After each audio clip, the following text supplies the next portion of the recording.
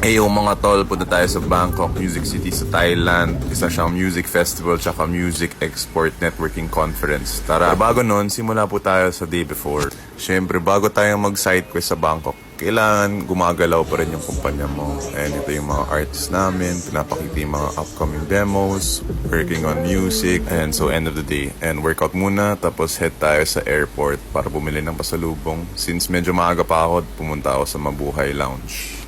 Sa totoo lang, hindi ko kailangan mag-lounge pero wala lang for the experience lang kasi never pa naman ako naka-experience nito. So, ginastasan ko ng onte. Medyo mahal.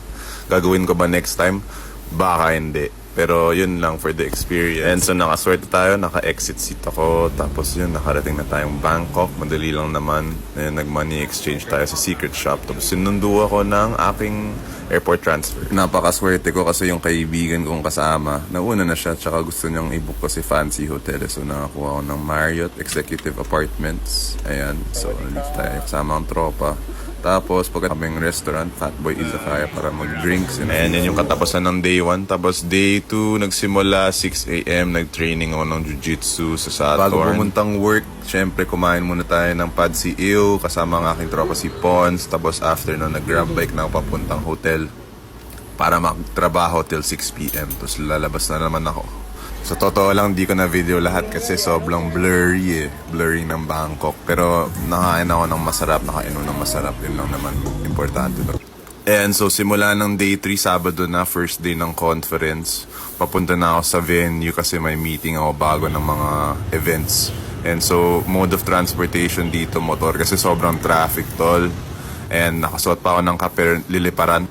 Unang meeting kasama ko dito si Quintin from Cambodia and si Huang from Vietnam. Isa silang mga big dogs sa mga country nila sa music game. And so pumunta na tayong venue. Sobrang init pala tol pero naka-drip out pa rin ako. Ayan, so speed meetings di na ako masyado sumali kasi may pitch ako. Pinaka-importante kasi just makamit ng tao. And so nalipasan ako ng gutom. 4 p.m. na tayo ay kakain sa kanto. And beef skewers, bale 50 DHB lang yan. Mura lang din. Tapos, yan, try natin, tol. Sarap, man. Server ko, security guard. So, bale, tapos na yung mga networking stuff So, pumunta lang ako sa mga stages. Ito yung Marriott, ito yung By the Bay, tsaka ito yung main stage malapit sa post office.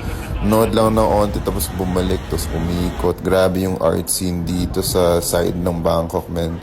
Buhay na buhay. Sa mga end of the night na to, pinunod ko lang yung Tarsius tapos bumatsi na ako. Siyempre bago umuwi, kumain muna tsaka tumingin ng art. Tapos yun, tapos na ang day 3. Day 2, last full day, nag-workout muna ako sa umaga bago pumunta sa mga meeting ko. And motor na naman tayo papunta sa meeting, Warehouse 30. And nagpalipas lang muna ako ng oras, tapos nag-meeting, tapos pumunta na ako sa mga networking event para mag-meet ng more people dun sa venue. Lumipas na yung araw, syempre hindi pa ako kumakain ng lunch yun. Kasama ko si Quintin, kumain kami ng mga tom yun. Tapos dumiretso kami sa lounge para magmasahe, tsaka kumain, tsaka mag-network pa ulit. Grabe yung ka-network dito, tol. Iba-iba. Pagkatapos ng lahat, pinanood ko si Muri, Go Philippines. Tapos after nun, syempre nagpamasahe na lang din ako sa Buji Massage Place ng Thailand, Asia Herb Society. Sobrang solid. Parang na-feel ko yung buong soul ko yung na-massage. Puntahan to, tol. Okay siya. Tapos napauwi na.